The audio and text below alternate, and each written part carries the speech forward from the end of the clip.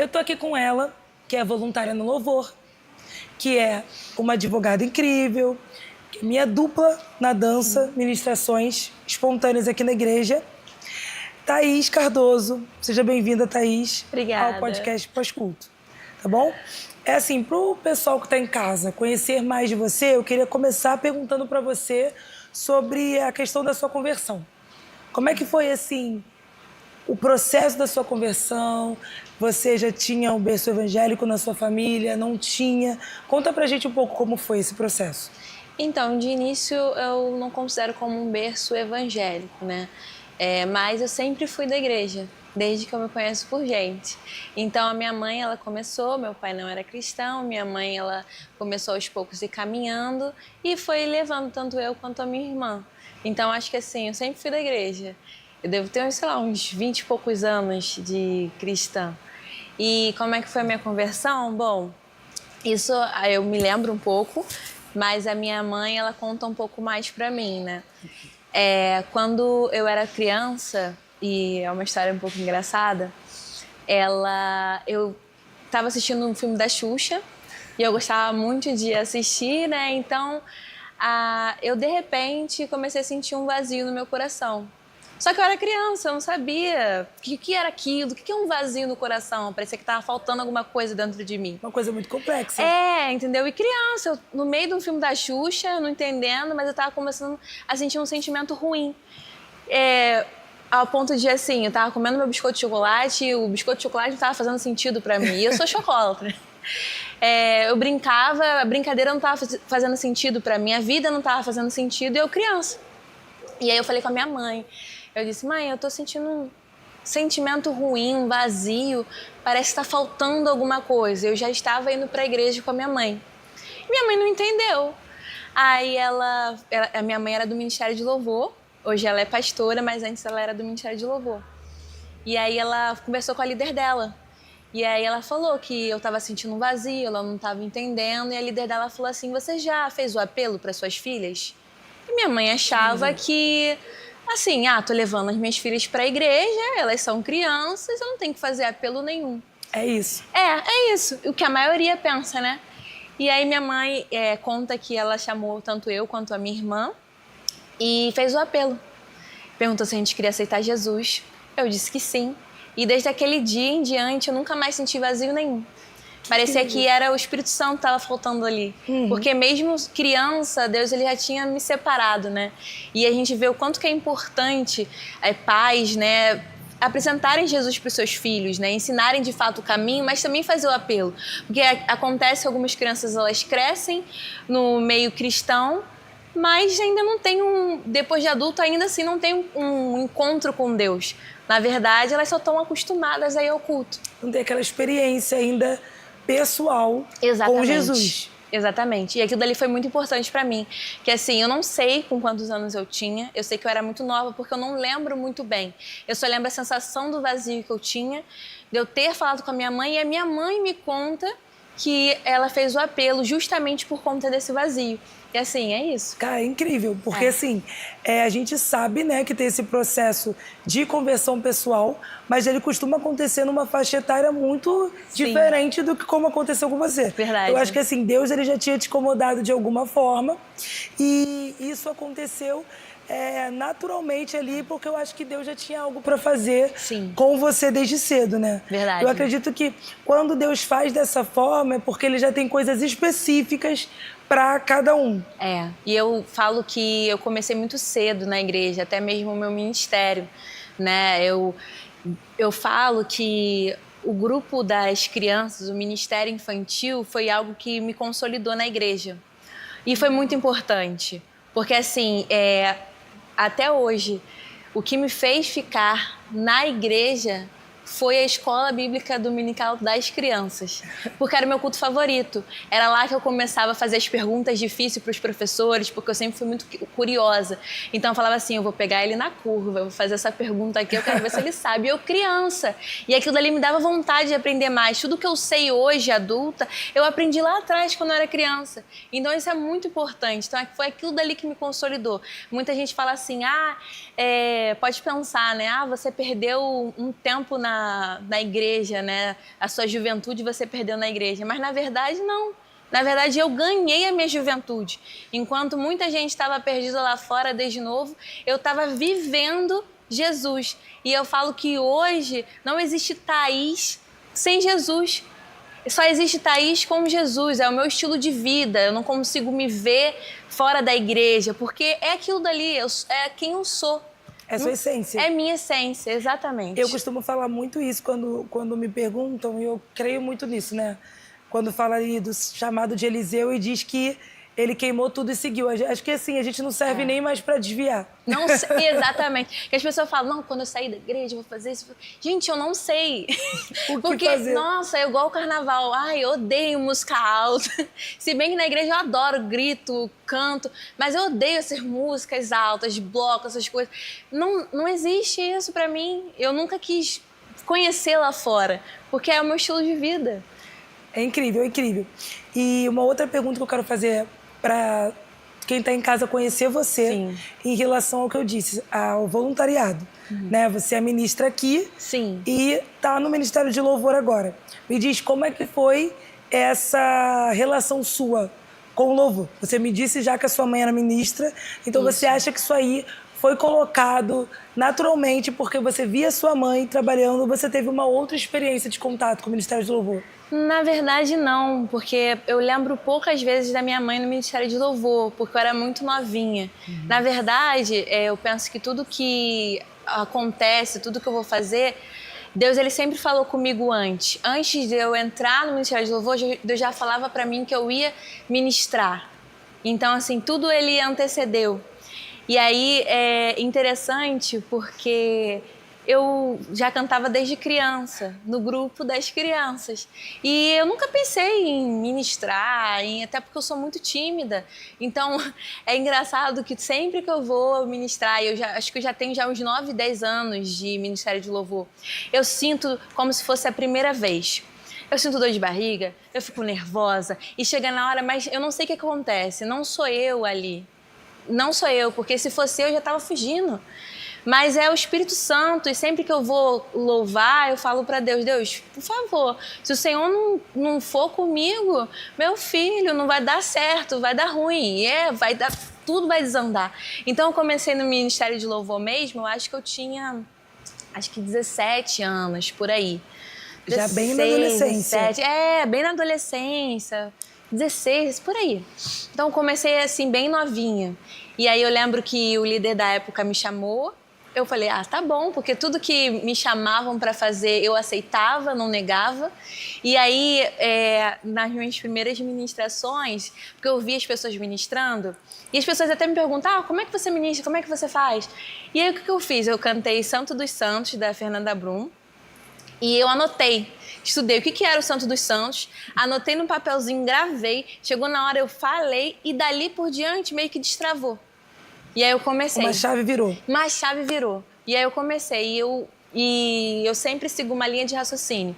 Das músicas que eu escolho, das ministrações, eu sempre peço para Deus, para que não seja eu falando, mas para que seja verdadeiramente o Espírito. Isso, exatamente. Então, esse contato com louvor foi uma coisa que foi natural, mas Deus sempre foi falando para mim que era aquilo dali que Ele queria, e eu fui só seguindo o fluxo. Deus foi dando os passos para você, de que direção você seguir. Exatamente. Eu acho incrível isso, porque a gente que começa muito cedo, sim, né, a trabalhar, a se lançar, a voluntariar, eu acho que assim tem muito um caminho das pedras que Deus dá.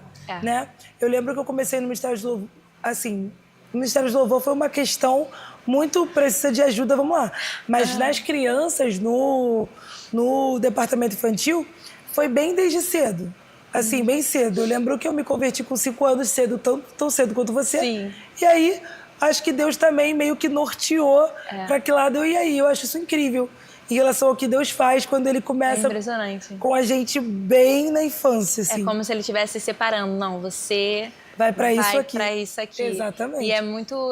A gente que começa muito cedo, né, no ministério, a gente acaba pegando um senso de responsabilidade que é impressionante. Que a gente fala, não, vamos fazer isso e aquilo. No grupo das crianças, eu participo de tudo. É para dançar? Eu lembro que a minha tia, ela pegava eu, minha irmã e mais 2 meninas, levava para casa dela, e aí a gente dançava, a gente fazia isso, a gente fazia aquilo. Era tudo, vamos, eis-me aqui. Sim, a gente tem essa questão de se lançar mesmo, né? Isso. Eu lembro que toda vez que alguém me dava alguma demanda sobre o que precisava, eu me lançava porque na minha cabeça vinha aquele versículo do tudo que der na sua mão, faça. Isso. Então eu acho assim que eu estava sempre disposta a estar ali suprindo qualquer demanda que viesse, Sim. justamente porque eu tinha esse apreço, né, por estar trabalhando, por estar sendo útil na obra de Deus. Eu acho que a gente cria mesmo. Você falou sobre a responsabilidade. Eu tinha muita responsabilidade, mesmo com criança, com horário, Sim. com o que eu precisava entregar, com tempo de estudo para as aulas do Ministério Infantil, a questão da montagem da coreografia, de estar ali no ensaio. Eu ficava extremamente chateada quando alguém faltava. Então a gente tem realmente essa questão da liderança desde cedo. A gente leva assim pra gente. Sim, demais, assim, demais. E outra pergunta que eu quero fazer para que quem está em casa conheça você, em questão de voluntariado, acho que muita gente não sabe, mas a Thaís, antes de ser voluntária no Louvor, ela foi voluntária na salinha, né? Então ela começou como voluntária no Ministério Infantil. Sim. Me fala aí sobre a questão do Ministério Infantil. O que motivou você a seguir no Ministério mesmo depois de já estar em outros voluntariados? Então, é sempre uma coisa que acontece, né? Eu sempre fui assim, o termo mais... pau pra toda obra, sempre fazendo tudo. Eu sempre gostei de participar de tudo. E eu sempre também, até antes de vir pra cá, eu já trabalhava com as crianças, mesmo não sendo na salinha. Mas assim, eu trabalhava... às vezes ajudando alguma tia da salinha, ou eu participava em festa infantil, pintava as crianças, que eu sempre adorei pintar. Então, eu sempre estava participando, ensaiando as crianças. Eu lembro que eu já fui líder, mas líder de dança do grupo das crianças. E a gente fazia encontrinhos e eu me divertia mais que as crianças. A gente subia um monte, a gente fazia um monte de coisa. Então, assim, e justamente pelo Ministério Infantil ser o ministério que me consolidou. Assim, é um amor. É o amor. Eu tenho esse apego, eu costumo falar sobre isso. Eu acho que o Ministério Infantil, o ser chamada para um culto infantil, o me converter no culto infantil, é muito bom. Gerou um amor no meu coração tão grande que eu tenho uma ligação com o Ministério Infantil até hoje. Então, eu acho que é muito sobre isso. Sim. Na nossa vida, né? A gente é tão grata à consolidação, a todo o acolhimento que a gente teve na infância, as lideranças que a gente teve, as pessoas que foram realmente referência pra gente. E eu acho que isso torna a gente uma base, né? A nossa base bíblica forte no Ministério Infantil fez toda a diferença para nós sermos voluntárias em qualquer outra parte da igreja, porque a gente viu voluntárias realmente dispostas a estar ali no seu horário, doando tempo, doando, como eu posso dizer, atenção, nos tratando, nos amando. Então, eu acho assim, que não tinha como não sermos voluntárias se a gente teve voluntárias tão amorosas, tão disponíveis, que foram as tias da salinha. Inclusive, ame as tias da salinha, vocês também, porque elas são incríveis, tá? São. E assim, você falou sobre a questão da dança infantil, né? Sim. De você dançar na infância. Então, fala aí um pouco sobre a questão da dança. Então, a dança, eu falo que eu não sabia dançar quando eu comecei. E até hoje eu não sei, você sabe muito bem disso. Você fala assim, levanta a perna, só levanta até aqui. Bem ruinzinha, mas assim, o que importa é a intenção. Mas eu comecei desde criança, que minha tia me pegava, eu e minha irmã, a gente fazia as danças, apresentava na igreja, mas não tinha um grupo de dança específico. E aí eu lembro que eu era adolescente, acho que eu tinha uns 15, 14 anos, e a minha líder do grupo dos adolescentes, ela falou assim, Thaís, você vai fazer a dança do culto de adolescente. Eu tentando entender da onde que ela tirou da mente dela, que eu ia ensaiar alguém, que eu ia dançar, que não tinha nada a ver, eu só cantava no grupo, sabe? Nada a ver. E a música era Aquele Cresça. E aí eu peguei aquilo dali, eu comecei a estudar o que significa, que não sei o quê, João Batista e tal. E eu comecei com poucas meninas. E dali em diante, eu comecei a amar aquele grupo. E era tão interessante que nos ensaios entrava alguém triste, saía feliz, a gente começou a se unir. A dança criou um significado totalmente diferente. E o grupo cresceu tanto que era dividido em classes, né, de idade. Vinha as crianças, e as crianças hoje estão maior que eu. Me encontra na rua, é tia. Até o adulto me chama de tia. Gente, por favor, né? Não, a gente tem esse fenômeno. A gente que começa Eu sou muito tia. a ser tia desde cedo, eles Sim. veem a senhora, a gente como senhora. Aham. Inclusive, é muito engraçado, porque eu tenho pessoas da minha família que veem adolescentes e jovens me encontrarem e falarem comigo com respeito tão grande. Sim. Que falam, que é esse menino te tratando como se você tivesse 50 anos? E é engraçado porque eu fui tia com 13, eles tinham Sim. 8. Então, pra eles, eu fui tia muito tempo atrás. Então, na cabeça deles, eu sou uma pessoa muito digna de respeito, né? Exatamente. E é engraçado porque a diferença de idade nem é tão grande. Não é. Mas para eles aconteceu tanto tempo atrás que nós somos tia sim. Tia. E, inclusive, hoje no meu trabalho, eles chegam e falam, ela é minha tia, você sabe que ela é minha tia? E eu fico, gente, eu vou puxar minha identidade, hein? Eu não tenho 30 ainda, Eu não posso sou tão provar velha assim. que eu não tenho 30. E eu acho que isso é muito incrível Eu acho tão legal. do Ministério de Dança também. É. Porque ele cria um vínculo e ele cria, assim, uma comunhão muito diferenciada. Porque a gente está ali não só no ensaio, não só na escolha de músicas, a gente está ali estudando a mensagem que a gente vai passar. Muito importante. Isso é um crescimento espiritual, tanto da liderança quanto das lideradas. Eu acho que, assim, gera um grupo mesmo, uma comunidade, né? Você vai ali sair para comer, você vai uma na casa da outra, Sempre vocês todo acabam mundo gostando das junto. mesmas coisas, dividindo muitas coisas. E realmente essa questão do espiritual, da pessoa importante. chegar com algum problema de casa e aí ali o grupo acolher aquilo, orar juntas, Sim. eu acho incrível, porque a líder cresce. É. As lideradas crescem e tudo que a gente estuda é para passar para elas, às vezes são coisas Até que a gente pra nunca gente. se aprofundou. Verdade. Então, eu acho que, assim, o Ministério de Dança também me consolidou. E tem que Enquanto ser eu muito consolidava valorizado. outras pessoas. Realmente. Eu acho, assim, eu tenho uma paixão diferente. Né? O pastor fala muito aqui sobre a questão de você fazer com paixão, porque você tem um amor pela obra e você tem aquele apaixonado, é alguém que se lança. Sim. E eu acho que a gente da dança, a gente é muito, como eu posso dizer, apaixonada. Se entrega muito. Isso, assim, é uma entrega muito profunda pra tudo. Ele até brincou na cantata, né, dizendo que, nossa, atuação de milhões, porque eu acho que eu sou emocionada com tudo. Sim. Inclusive no louvor na igreja, então o pessoal ouve a minha voz aqui lá de trás. E a gente é na mesma vibe da questão de estar dançando no louvor. Porque a nossa adoração é adoração com o corpo. Então, e o corpo é tudo. Sim. Então, assim, a gente se entrega muito, a gente tem que se separar. Porque, assim, não é só a voz. Enquanto a gente está dançando, a gente está cantando também, a gente está se expressando, trazendo a mensagem.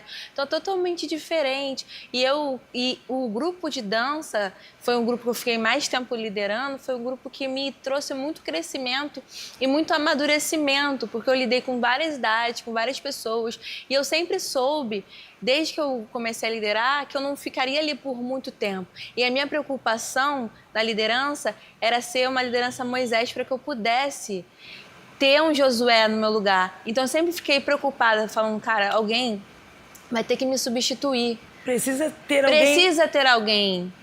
Alguém tem que ser levantado. Sim. Eu só vou sair quando Exatamente. essa pessoa foi levantada. E a gente se preocupa muito com a qualidade da liderança. Com certeza. Né? Porque, assim, você é como diz, assim, às vezes, muitos pregadores, né?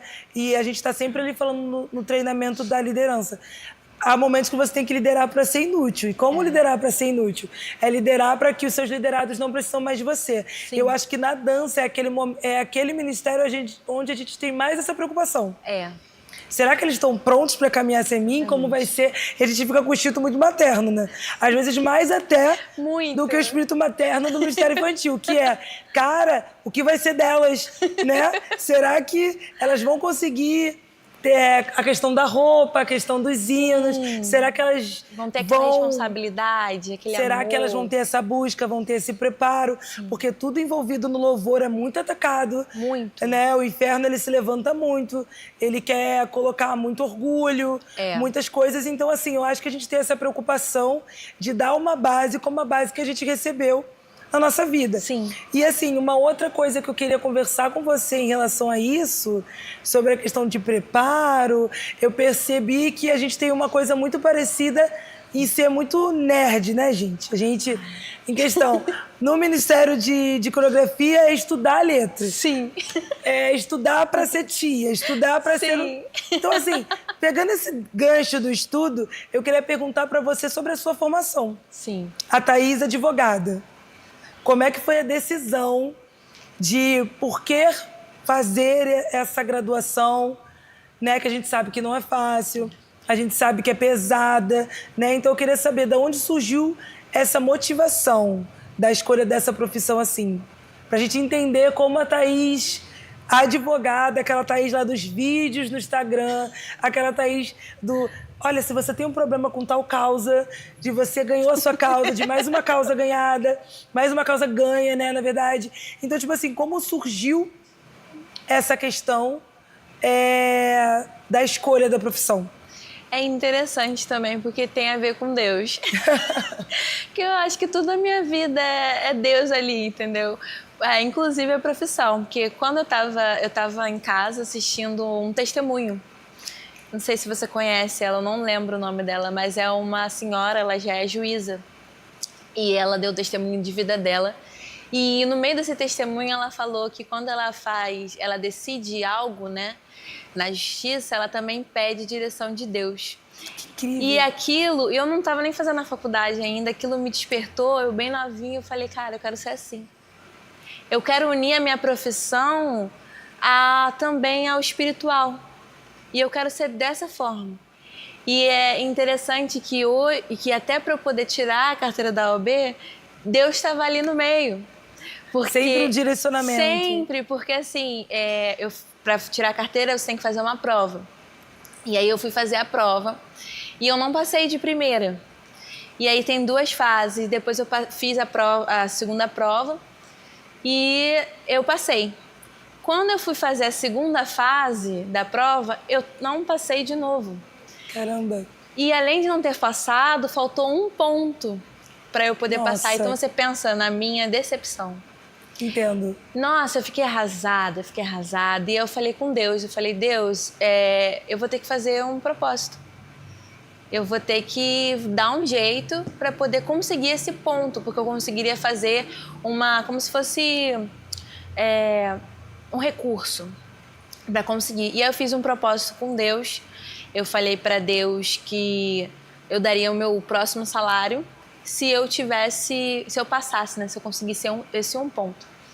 E assim, eu não queria nem saber das minhas contas, sabe? Era a prova da minha vida. E eu falei assim, Deus, o que é 1 ponto pro... Eu comecei a pregar pra Deus, entendeu? Falei, Deus, o que é 1 ponto pro Senhor que abriu o mar, entendeu? Que, olha, fez o tempo parar, o sol parar, meu Deus do céu, o que é 1 ponto? Eu comecei a implorar que a gente tem que saber onde que a gente tem que jogar. É verdade. Aí fiz o recurso, fiz o propósito com Deus, e aí acabou que eu consegui. Foi 1,5, que Deus ele faz dar o troco, né? E eu passei na prova, mas assim, eu falo que até a minha aprovação, a minha profissão, foi Deus que me deu. É isso. Você fez uma coisa meio Gideão, né? Deus, é o Deus que libertou o povo, porque a gente tá... Né? Então você foi ali... meu amor. Que é o que o pastor prega muito aqui, né? Não é questão de barganha, gente. Não é. É fazer prova de Deus. Sabe jogar, Se né? você sabe a entrega, o voluntariado, o serviço, se você sabe o que você faz de coração, você sabe que você tem ponto para pedir. E o pastor, ele me ensinou até a oração para poder pedir cliente, entendeu? Que ele falou assim, gente, se o mundano tá conseguindo prosperar, por que você não consegue prosperar? E aí ele falou assim, não, tem que pedir cliente para Deus, tanto quanto o outro. E aí eu falei, não, vou pedir. E aí eu fiz também, isso até há pouco tempo, foi até no chá de bebê que a gente conversou. E dali por diante, menina, sem brincadeira, começou a vir toda semana cliente. Por isso que eu falo, não sou eu, não é, entendeu? É uma coisa assim, eu vivo o sobrenatural de Deus até nisso. Eu não posso falar que sou eu, a Thaís, advogada, que faz as coisas. Não tem como, diante disso tudo, não tem como. É incrível. E assim, a questão da visão também, né? Da IAF. Eu tive essa virada de chave também. Eu tive muito essa virada de chave quando eu cheguei aqui na IAF, pela questão de verdades bíblicas que eu ainda não tinha entrado no meu sangue, ali, né? De eu entender realmente como funcionava. Eu estudava muito a Bíblia, mas coisas como, por exemplo, quando eu fui estudar sobre a oração de Jafé, que ele realmente pede a Deus para ampliar o que ele tinha, o celeiro dele, o gado dele. Então era realmente uma oração de prosperidade. Ele queria que ele tivesse aquela fartura, aquela abundância realmente do que ele possuía. E a gente ainda não tinha essa questão, talvez, de entender a vida abundante em todos os aspectos. A gente acha que sim, a gente é muito travado na questão da prosperidade, né, em alguns aspectos da nossa vida. E quando você chega aqui na IAF, você tem essa virada de chave, dessa visão de transformação completa, de entender que se Deus quer usar você, Ele quer que você prospere para que você seja generoso e também ajude a obra a crescer. Eu acho que isso mudou muito em relação ao direcionamento do pastor Rogério e da pastora Thalita. Muito. E assim, você falou aí sobre a questão de formação, de que tudo foi com Deus, na direção de Deus. E eu lembro que quando eu era criança, tem uma história muito engraçada que minha mãe me contou, gente. Né? A Thaís falou que a mãe dela contou algumas coisas pra ela. E a minha mãe me contou uma coisa muito interessante. Ela disse que quando eu era criança, eu cheguei até ela e começou a chorar compulsivamente. Minha mãe não entendia o motivo do meu choro. E ela falou, cara, você tá chorando por quê? Eu falei, não, porque eu não vou fazer faculdade. Eu tinha, sei lá, 5, 6, sei lá, no máximo uns 8 anos. E minha mãe falou, Joyce, de onde você tirou isso? Eu comecei a chorar. E minha mãe me botou no colo, tentando me acalmar, tentando me dar, assim, um acalento. E por que você pensa isso? Eu falei, não, porque eu perguntei à minha tia se ela fez faculdade e ela falou que não. Eu perguntei a outra tia se ela fez faculdade, falou que não. Eu perguntei a umas 5 pessoas e ninguém fez. Eu também não vou fazer.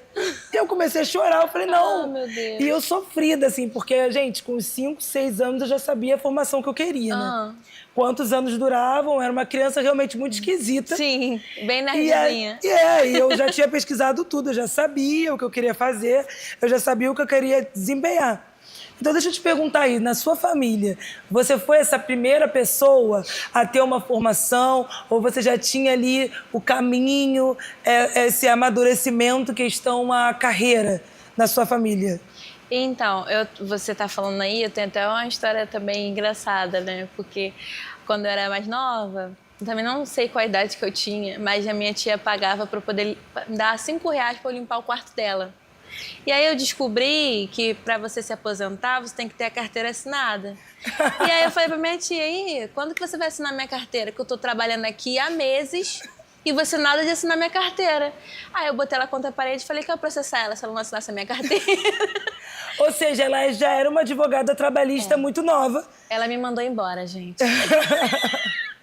Perdeu o emprego, mas notou que tinha todo uma inclinação à advocacia bem nova. E quanto a essa questão, né, de estudo, então, meus pais, eles não tinham faculdade, né? Meu pai é pedreiro, minha mãe é cabeleireira. Hoje ela está buscando a profissão dela como nutricionista, mas assim, depois de muito tempo. Mas os meus pais sempre me incentivaram a estudar. Então, assim, o que eu decidi? Eu quero fazer concurso. Tá, vai, faz. Eu quero fazer faculdade, faça. E minha avó também foi uma pessoa que me incentivou muito. E ela sempre tinha orgulho de falar qual que era a minha profissão. E durante toda a faculdade, foi ela que me ajudou a pagar a faculdade. Então, assim, eu tive todo um apoio familiar sobre essa questão. A minha tia já tinha faculdade, tudo direitinho, mas assim, os meus pais não tinham, mas eu sempre tive o apoio deles para todos os meus sonhos. Eles iam lá e me apoiam. Inclusive, o Leandro também é uma pessoa que tá sempre ali. Não, você vai fazer. O que também me deu apoio para poder passar na prova. Não, você vai fazer, não sei o que e tal. Então, eu sempre tive cercada de pessoas que me apoiavam no meu sonho, independente do que eu quero ser um passarinho, tá? Então você vai ser um passarinho. É sempre assim. Então eu sempre tive esse apoio familiar. É incrível, né, a questão do grupo de apoio. Eu lembro que a resposta da minha mãe foi bem por aí. Né? Minha mãe me botou no colo e falou, olha, realmente, a sua tia não tem, a sua outra tia não tem, eu não tenho, mas você vai ser quem vai ter. Isso aí. Então, você quer fazer faculdade? Então você vai ser a primeira aqui da nossa casa a fazer faculdade. Conforme eu fui crescendo, eu tinha uma tia que realmente era muito inteligente, assim. Tia não, eu chamo ela de tia, mas ela é prima. E ela fez mais de uma formação, inclusive Sim. federal. Mas assim, dentro da minha casa Uma ali, referência. eu não tinha as minhas tias eram inteligentes, elas tinham questão de estudo, elas tinham realmente essa inclinação, mas não tinham conseguido, por ter que trabalhar muito cedo, fazer uma formação. Hoje, inclusive, é engraçado, porque na minha segunda formação eu entro com elas duas. Então, hoje a gente trabalha na mesma profissão e estamos entrando na segunda formação juntas.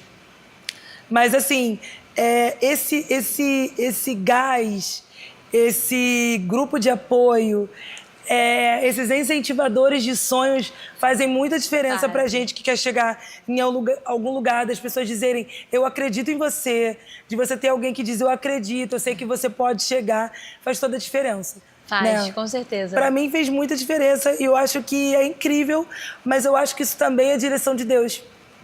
Porque eu tenho uma frase que eu digo pra todo mundo, é que Deus não une pessoas, Deus une propósitos. Então, eu acho assim, que até a pessoa que você encontra no mesmo ministério, que você encontra no mesmo voluntariado, assim como eu posso dizer, as amizades, né, que a gente tem aí, está sendo muito dito, que faz toda a diferença com quem você anda, aonde você vai chegar. Eu acho que em relacionamento também, se você escolhe em Deus o seu parceiro, a sua parceira, eu acho que isso realmente faz toda a diferença para a gente chegar em algum lugar. Eu sempre priorizei muito essa questão de escolher a pessoa com quem você vai estar. Porque, inclusive, eu antes de conhecer o Leandro, eu fiz uma escolha, né, de esperar em Deus. Porque eu sempre via muitos relacionamentos frustrados, pessoas que estavam infelizes no relacionamento delas e eu pensava assim, cara, eu quero alguma coisa diferente. Então, quando eu conheci o Leandro, parece até assim que eu tô forçando a barra, mas na verdade não, até Deus estava nisso também. Porque eu lembro que eu falava para Deus que eu queria uma pessoa que tocasse violão, que cantasse, que fosse moreno e alto, que ele é mais alto que eu. E aí, quando num ano Deus falou assim para mim, espera mais um pouco que o seu tá vindo. E aí eu pensei assim comigo, tá, mas é um pouquinho, é um pocão, porque tem assim uma diferença, assim, quanto tempo que eu vou esperar, entendeu? Mas aí, no ano seguinte, o Leandro entrou na igreja e ele teve uma oportunidade, que ele cantou aquela música mais alta do Fernandinho e tava tocando violão. E quando eu olhei para ele, foi como se fosse assim, não precisou de visão e revelação, seta apontando que era ele. Deus falou assim internamente para mim, é ele. Então, assim, e depois a gente não tinha nada a ver, ele era do ministério, eu era jovem, não tinha nada a ver uma coisa com a outra. Mas o nosso encontro foi tão natural e a gente se conheceu e começamos a orar. A gente não começou a namorar, a gente começou a orar para confirmar, apesar de Deus já ter confirmado no meu coração, para ter certeza que vai que a gente se engana. Então, assim, tudo isso, até a questão do relacionamento, eu priorizava Deus ali. Porque é muito importante a gente colocar Deus nas nossas escolhas, na nossa vida. Porque, com certeza, a gente vai ter sucesso, porque a gente está conversando e colocando uma pessoa que sabe lá na frente o que vai acontecer. Exatamente. A gente não sabe, a gente olha aquela parede, a gente só vê a parede. Mas Deus sabe o que vem ali atrás. Então, assim, cara, é a chave do sucesso, é você saber a direção de Deus. Realmente, né? E assim, eu costumo falar que é uma frase de um autor, meu autor preferido, que é o Max Lucado, que diz: a gente pediria a Deus se a gente soubesse o que ele sabe. Né? A gente pediria a Deus as coisas certas se a gente soubesse como ele sabe. Então, para o pessoal de casa entender, né, como esse casal se uniu, como foi o seu primeiro contato com o Leandro? Como foi? Conta essa história. Que eu lembro que é uma história muito interessante. Vou até beber aqui, ó, um pouquinho de refrigerante. Vou ficar aqui de frente, gente, que a gente vai rir bastante aí com essa história. Ai, meu Deus. Então, a gente criaram um grupo no WhatsApp, né? Que a gente começou a conversar, o pessoal e tudo mais. E aí eu chamei o pessoal para ir no meu aniversário, que ia ser lá em casa. E aí ele foi no meu aniversário. E a minha sorte foi que ele foi depois do Com Quem Será, porque o Com Quem Será foi outra pessoa. E assim, nossa, graças a Deus... Desespero. Ai, meu Deus, não queimem, não me queimem. E aí, assim, ele foi lá e ele ficou... E foi muito engraçado que quando ele chegou na igreja, sabe como é que é a igreja, né? A última Coca-Cola do deserto, o pessoal assim, com muita Novidade. muita sede. E eu nunca fui uma pessoa de querer competir com o outro. Então eu vi que ele tinha muita gente em cima. Aí eu falei assim, não vai rolar. Me deixa pra lá. Mas, Desisti, nem comecei, já tô sentindo que isso aí não é pra mim, não, gente. E aí a gente começou a se aproximar, conversamos. E aí até que ele falou, me perguntou se a gente podia orar juntos. E aí a gente começou a orar. E aí eu até falei pra minha mãe, falei, ei mãe, não tem o Leandro? Ela, o que tem? O que tem o Leandro? O que tem ele? Falei, então, ela é bonitinha, quer namorar contigo? Minha mãe é uma pessoa assim, de quartel-general. Então, o que ela ter falado daquilo ali foi Deus, que quebrou assim, um gelo. opa, abertura. Eu falei, então... Podia ter hostilidade, gente, nessa frase. Não teve, eu já senti assim, diferente da hostilidade que eu ouvi outras vezes. Aí eu falei assim, então Aí ela, então tá bom. Aí a gente começou a orar, meu pai com muito ciúme, porque quando o Leandro entrava lá em casa, ele não queria atender a porta. Meu pai nunca foi ciumento, meu pai falou assim, então, Thaís, você vai ficar orando pra sempre? E se Deus nunca te responder? Fica com teus livros, é melhor você ficar com teus livros, vai namorar pra quê? Eu, não, pai, eu vou continuar orando sim. Então o pai dela tava numa vibe bela do Crepúsculo. Pra quê relacionamento se você tem muitos livros? Vamos casar com 40? Desse jeito. E aí, ou nem precisa casar, querida. Você tá não ótima aí. precisa. E é muito ciumento. Aí Deus, ele confirmou. E aí a gente... Até o nosso casamento foi assim, foi milagre. Porque assim, ele era assalariado, eu recebia R$800 para pagar um casamento que foi assim, um casamento muito bonito. Não parecia que a gente recebia aquilo dali. E teve um dia que eu falei assim pra Deus, muito preocupada. Falei, caramba, como é que a gente vai fazer para pagar esse casamento? Poxa, sabe, é um dinheiro. E aí Deus falou assim, eu não vou deixar você desamparada, eu não vou fazer você passar vergonha, você não vai passar vergonha. E desde daquele dia em diante, assim, a gente conseguiu quitar o casamento, ganhamos a lua de mel, ganhamos tudo. E Deus também esteve ali, então assim, tudo, desde o início era Ele.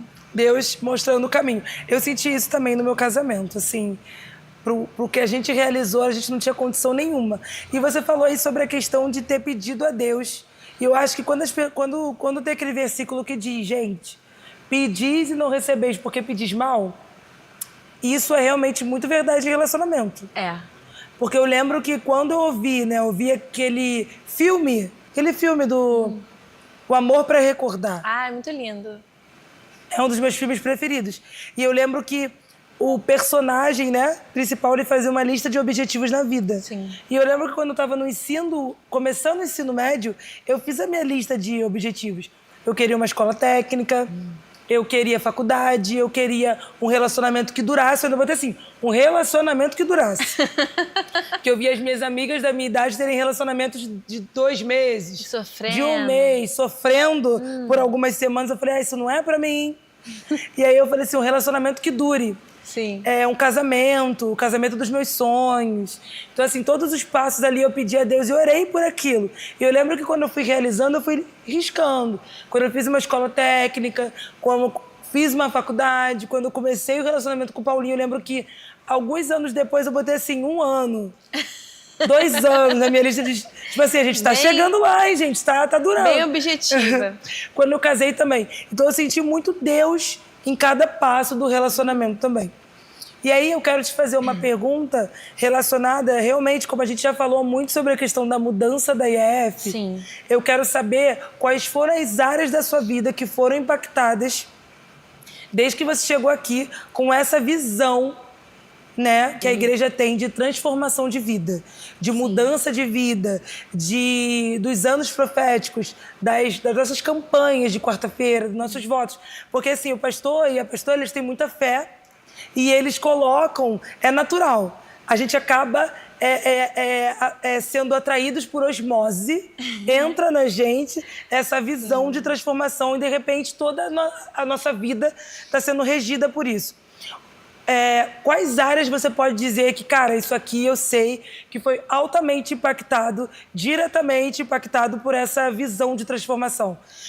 Me diz aí, no seu trabalho, relacionamento, a sua família, o que você acha que foi impactado? Eu tô há pouco tempo aqui, né? Eu acho que eu já fiz 1 ano.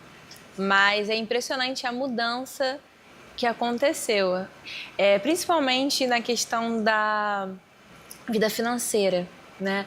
Antigamente, eu já sabia, né, sobre a questão da oferta, sobre a questão do dízimo, não tinha problema nenhum. Só que, principalmente sobre a questão da oferta, eu tinha uma visão totalmente diferente, como se fosse uma coisa que é uma obrigatoriedade, não algo que seria prazeroso. E quando eu vim pra cá, eu acho que a minha parte favorita do culto é a oferta, porque é uma coisa assim impressionante. Toda vez que eu vou dizimar, eu fico feliz que eu vejo lá meu nome, Thaís Cardoso, Thaís Cardoso, e eu vou lá ofertar, porque o pastor trouxe um outro significado para a oferta, sabe? Hoje eu não dou por obrigatoriedade, mas eu dou com prazer. E eu vejo os efeitos que têm acontecido na minha vida, né? A prosperidade, ela é nítida. A minha vida financeira, ela melhorou muito. Desde que eu entrei aqui, já era uma vida boa, mas assim, é totalmente diferente, é realmente o sobrenatural. O Leandro, quando ele deu o testemunho, sabe? Uma pessoa que tinha dificuldade para arrumar um emprego, conseguiu 3 empregos. Esse emprego novo que eu tô também foi Deus, e através de um voto também com Deus. Então, assim, essa parte financeira e o prazer que hoje eu tenho de ofertar, dizimar não, porque dizimar eu já tinha esse prazer, mas principalmente de ofertar, de apresentar a Deus o meu melhor, eu aprendi foi aqui. Então, assim, pra gente terminar aí, né? Eu queria que você desse um conselho aí para quem tá em casa sobre a questão do dízimo, sobre a questão da oferta, falasse um pouco sobre a sua visão, como era a sua visão sobre isso, como mudou depois de estar aqui. Você disse que o dízimo, você já tinha prazer.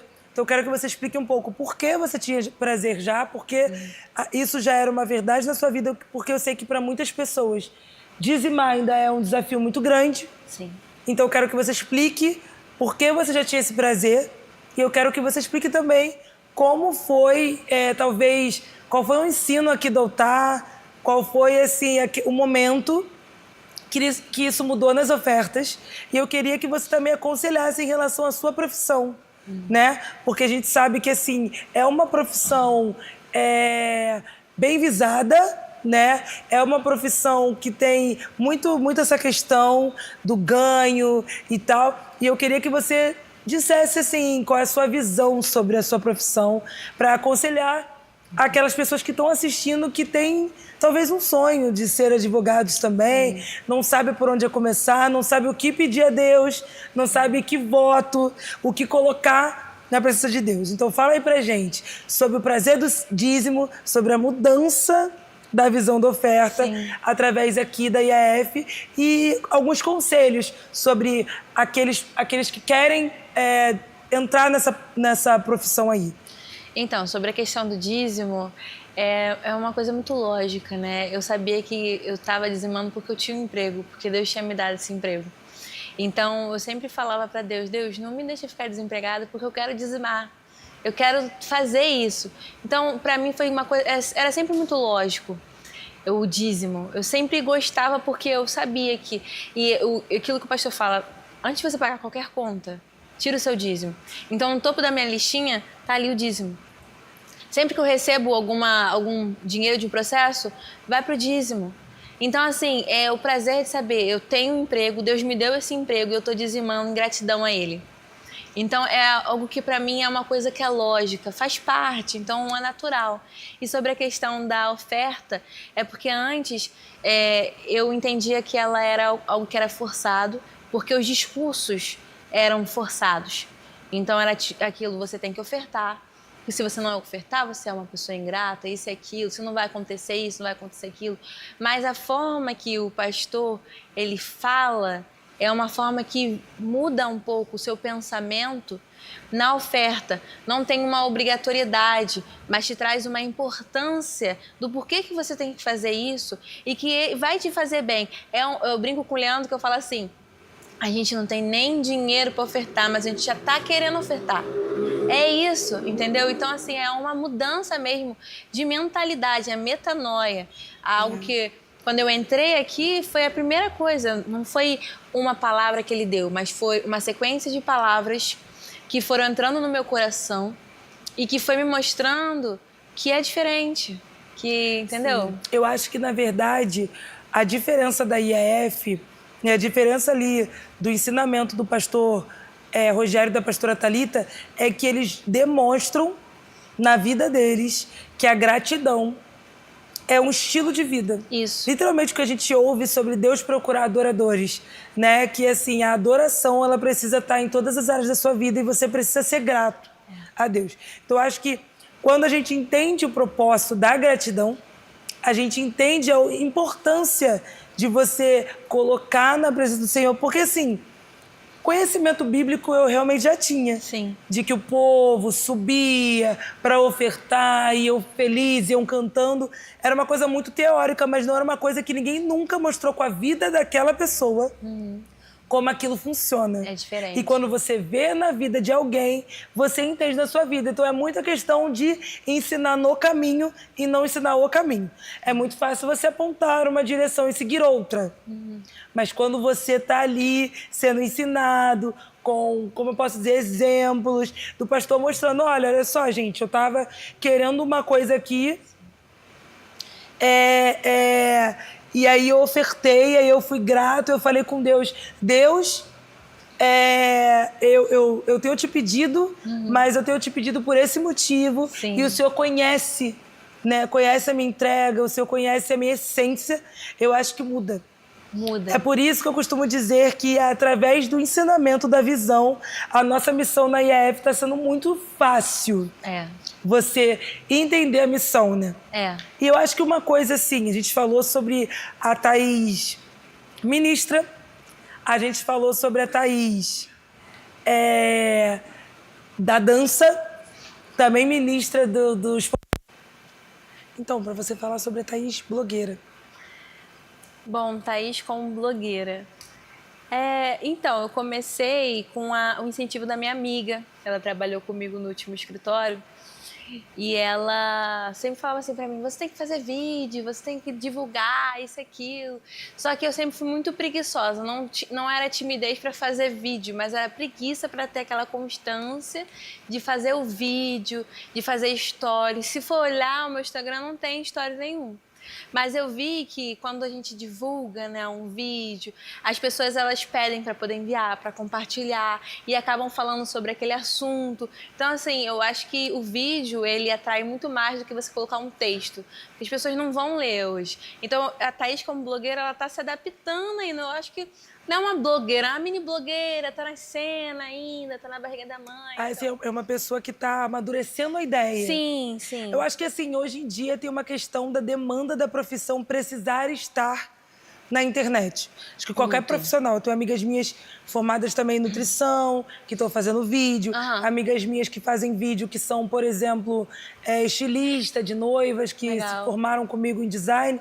Então, eu acho, assim, que tem todo um amadurecimento de você ver que você precisa, né? Aquela frase do quem não é visto não é lembrado. Exatamente. E aí você vê que tem a necessidade, mas eu entendo muito.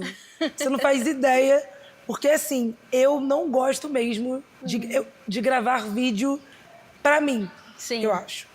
Eu não tenho problema nenhum, igreja, de gravar vídeo pra chamada da igreja, dos cultos e do GC. Mas, em compensação, gravar para o meu Instagram pessoal, para falar talvez da questão do design, da questão da escrita, eu tenho muita preguiça. Dá preguiça. Acho que não é questão nem de preguiça. Eu acho que é de procrastinar mesmo. E ter de deixar para depois. Né? Ter tempo. Porque eu acho assim que o vídeo, você tem que ter a questão da gravação, você tem que ter a edição, e você tem que ter também a questão de você estar com muito material para postar com constância. Meu problema, na verdade, não é gravar um vídeo. Meu problema é ter constância. Tanto que eu falei que, gente, diferente de muita gente, eu passei invicta da pandemia, eu não tenho TikTok. Eu criei recentemente. Na verdade, exatamente. Eu não tenho senha no TikTok ainda. Eu baixei, mas assim, eu tô muito relutante, né, em usar o TikTok. Eu entendo você na questão do gravar. Sim. Porque, por exemplo, eu tô aqui agora gravando o podcast. Mas se for pra Joyce Não gravar gravaria. pro Instagram da Joyce, realmente eu acho que não seria com facilidade. Então, eu acho que todo mundo aí tá transpondo. Tem uma geração que já nasceu com essa vibe Já tem o dom, já. TikTok, com essa vibe influencer. Mas assim, apesar de eu ter feito uma formação bem próxima a Tem tudo a mídias ver, né? digitais, eu realmente não sou aquela pessoa que gosta muito da exposição. Talvez eu tá atrás Seria melhor pra nos você. bastidores. Apesar de que eu sou uma pessoa que tô sempre falando aí, todo mundo que me conhece sabe que eu não calo a boca em um momento nenhum. Mas assim, ser gravada falando já é outra coisa. E é engraçado que eu, por exemplo, sempre que grava um vídeo aqui na igreja ou uma live, eu tenho muita vergonha de me assistir. Eu sei que eu tô lá, eu deixo eu lá, a pastora até fala, você assiste, vê como é que você tá cantando. Não consigo, tenho uma vergonha de me ver. Eu sei, eu entendo, porque na verdade, o meu grande desafio, né, gente, ser voluntária no louvor, né, que eu já fui voluntária no louvor, foi isso. Aham. Porque quando na igreja anterior a gente não tinha essa questão tão atuante da gravação. Sim. Então, quando eu cheguei aqui na hora de louvar, quando eu falo que eu tô tímido, o pastor fala assim, eu não acredito, você é tímida. Mas é a questão de eu saber que estão gravando, Sim. não saber como vai sair e eu não quero assistir. E é realmente, assim, uma diferença do voluntariado do louvor. É. Porque pra quem conhece os voluntários do louvor, eles adoram assistir a live depois, tá, gente? Pela melhora, o Eu aperfeiçoamento, não o consigo. crescimento. Eu tenho essa dificuldade. Tenho também. Eu tenho de me assistir Muita. também. Sim. E assim, outra coisa que eu queria saber de você é sobre como é, né? Tá sendo para você a sua fé na questão da sua profissão. Assim, talvez você não tenha tido muitos desafios, ou teve, mas como é que você aplica a Thaís cheia de fé e que confia e que é uma voluntária, que é alguém que se lança na Thaís advogado? Então, Como isso aparece? É em tudo, né? Desde o início para captar cliente, eu peço a Deus. Os processos, eu peço a sabedoria para Deus, peço a procedência também, porque assim, o advogado precisa da procedência para poder receber.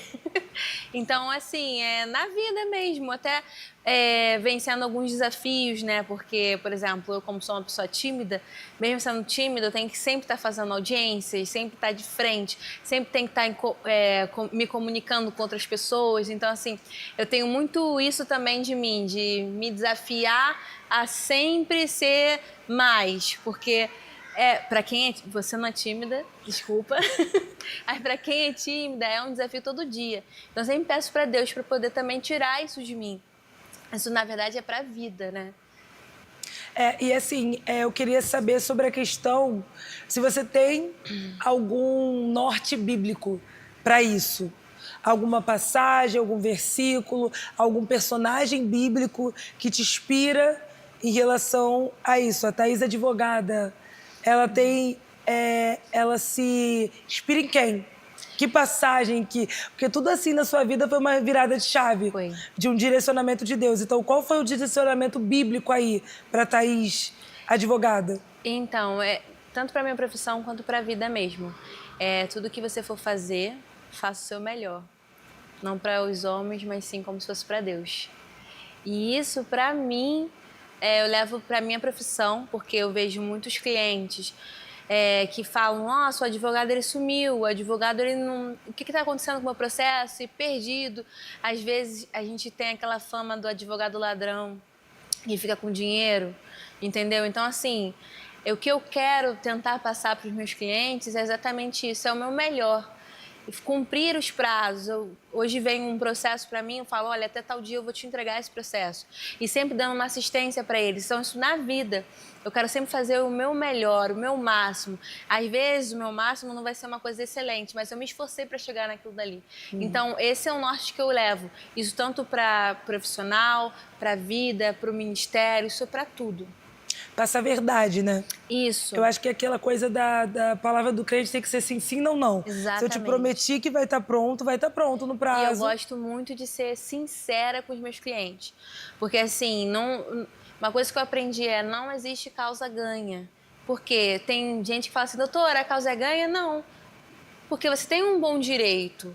E a gente vai correr atrás desse direito. Mas quem decide ao final é o juiz, conforme as provas que ele vai estar analisando. Se eu falar pra você que a causa é ganha e você perder, você vai falar o quê? Que eu menti pra você. Sim. Entendeu? Então, eu gosto de ser sempre muito transparente, falando para os clientes o risco que eles vão correr, o que pode acontecer, o que não pode acontecer, porque eu acho que isso é o diferencial do profissional. De você já tá preparando ele, que Sim. olha, a gente vai entrar numa guerra, a gente tem tantas armas aqui, mas a gente tem prós e contras, então você já Exatamente. prepara eles para qualquer final. Sim. Se acontecer da gente ganhar, ok, mas se acontecer da gente perder, você vai saber que vai ser por esse e esse motivo. Exatamente. Cara, isso é incrível porque a pessoa entra já sabendo Sim. com quem ela tá lidando, que é uma pessoa confiável. Outra coisa que, assim, eu queria te perguntar.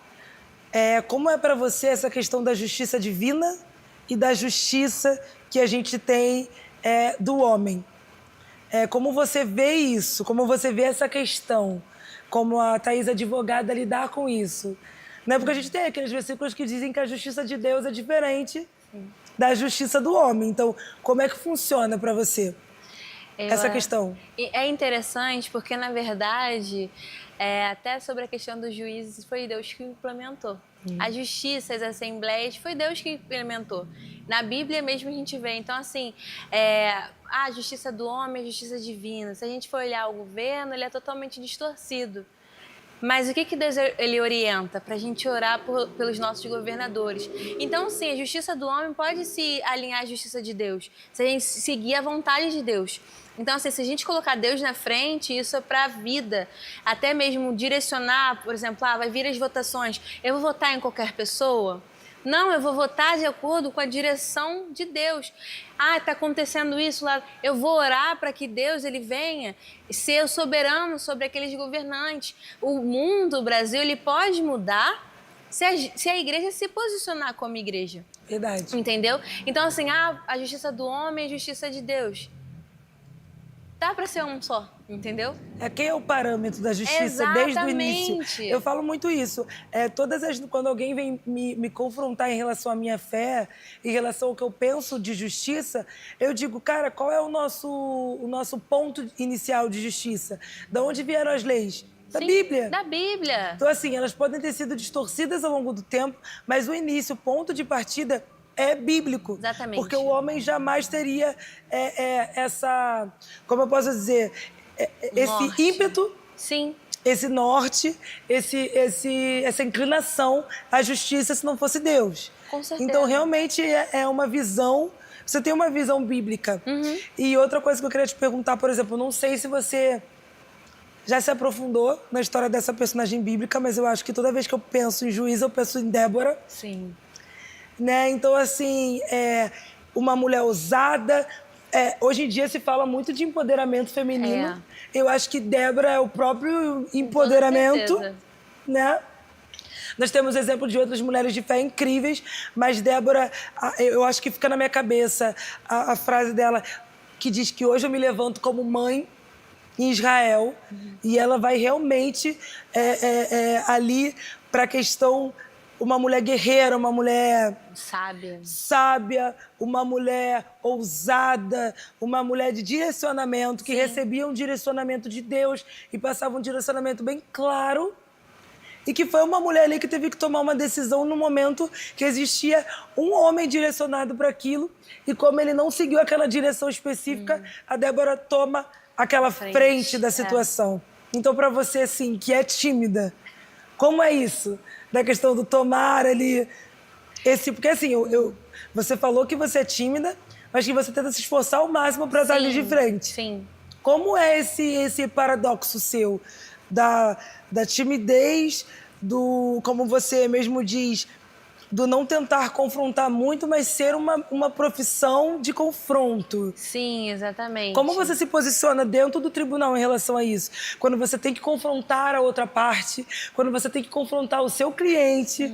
Não, esse caminho... Já teve esse momento de você falar assim, não, esse caminho eu não tomo? Sim, sim. Do cliente vir com uma demanda de eu quero fazer por esse caminho, se você falar, não, a minha índole é outra, assim. É como você não vai mentir na audiência, né? Eu acho que o maior confronto que o advogado ele vai ter é no momento de uma audiência, que é onde ele tem que se posicionar, ele tem que falar com o juiz, mas é muito mais algo que é técnico também. Eu tenho feito muita audiência trabalhista, né? A audiência trabalhista é muito diferente da audiência civil, porque a audiência civil é mais tranquila, a trabalhista é algo mais técnico.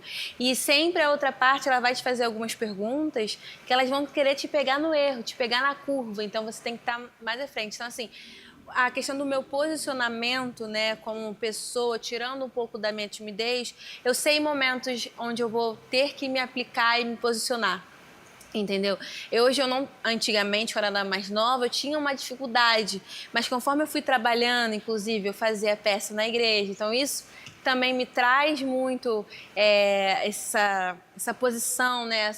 Essa forma de me impor, né? Então eu não tenho hoje essa dificuldade de me impor como eu teria há um tempo atrás, porque eu sempre me forço a ser o meu melhor a cada dia. Então, sempre tem uma constante evolução, ainda mais na questão da timidez. E você já teve algum embate em relação a isso com algum cliente seu? De você ter esse posicionamento e ele não aceitar com facilidade, assim? De dizer, não, eu quero ir por esse outro caminho? É normal, né? Sempre tem. Sempre tem. Sempre tem, mas é aquilo, né? Eu sempre explico, olha, a gente não vai fazer dessa forma, se a gente fazer dessa forma. Por exemplo, eu tenho alguns processos que eu pego que o cliente ele fala assim, olha, eu não peguei esse empréstimo, não sei de onde que veio esse empréstimo. E aí eu vou acreditando no cliente que ele não pegou o empréstimo. Só que aí, na contestação, né, na defesa da outra empresa, eles colocam a foto bonitinha lá do cliente, a selfie dele. Aí o que eu falo para ele, olha, você falou que você não tinha contratado. Eles colocaram a sua foto ali. E eu tiro o print da foto para mostrar. Porque para não chegar na hora e falar assim, não sabia. Entendi. Entendeu? E tem esse questionamento do tipo de você falar, cara, você mentiu pra mim e eu cheguei despreparada. Direto. O tempo todo. O tempo todo. Porque, assim, é complicado. Se o cliente não confiar no advogado, o advogado fica num limbo, né? O cliente tem que ser sincero, tem que ver o advogado como um amigo dele e falar realmente o que está acontecendo. Até mesmo para a gente poder buscar uma outra saída. Tá, então assim, pra gente finalizar agora, eu quero que você dê aquele conselho, né? De vida com Deus, das pessoas que gostariam de entrar na sua profissão, desse posicionamento que você tem, dessa visão que a gente tem aqui. Eu queria que você virasse lá pro pessoal de casa e desse aquele conselho, se você quer ser um advogado também, ou até a questão de, nem só sobre a profissão, mas da sua vida com Deus, do conselho realmente de transformação de vida. Então, sobre a questão da minha profissão, eu falo isso para a profissão em geral. O que você for fazer, faça aquilo que você gosta. A gente tem que fazer aquilo que vai nos dar dinheiro. Mas também tem que ser aquilo que você gosta de fazer. Porque já pensou você num trabalho, todo dia um trabalho que você não gosta? Aquilo só vai te sugando. Eu só descobri que de fato eu gostava da minha profissão quando eu estava na prática, no estágio. Então, assim, você ter... Poxa, eu quero... por exemplo, uma profissão que eu não faria de jeito nenhum, enfermagem. Péssima, assim, não dá. Eu não tenho esse dom, e é um dom que as pessoas têm. Se você gosta de cuidar de pessoas, você tem esse ímpeto para estar lá, né, na área da saúde, faça isso. Não vá pela cabeça das pessoas, mas aquilo que você é inclinado, aquilo que você realmente gosta, aquilo que você tem paixão. Então, para mim, na escolha da profissão, é exatamente isso. E faça também um plano de 5 anos, eu costumo falar isso.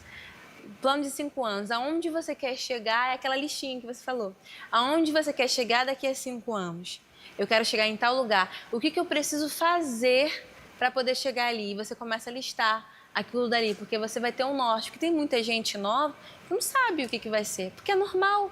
A gente não sai do ensino médio, nem todo mundo, né, já sabendo o que vai ser quando crescer. Sim. Então já começa a pensar, olha, eu quero fazer concurso. O que eu preciso fazer para poder passar no concurso? Eu preciso estudar, eu preciso fazer um curso. Então faz aquele plano, escreve no papel realmente o que você precisa fazer. E sobre a questão espiritual, é aquilo que a palavra diz, né? Prossigamos em conhecer.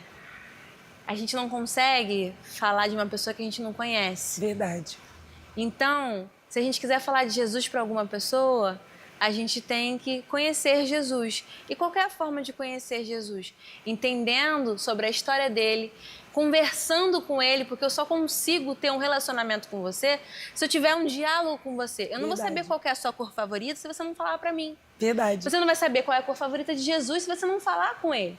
Então, esse exemplo é um exemplo simples, mas é você ter um relacionamento, é você buscar sempre estar próximo dele, ter uma fome, realmente uma sede de falar, caramba, ainda não é o suficiente, eu tenho que mergulhar mais. Então, o reino dos céus ele é conquistado à força. Cada dia você tem que matar um leão diferente.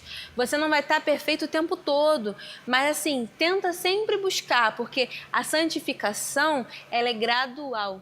Verdade. Gradual. Então, é basicamente isso. Então é isso, gente.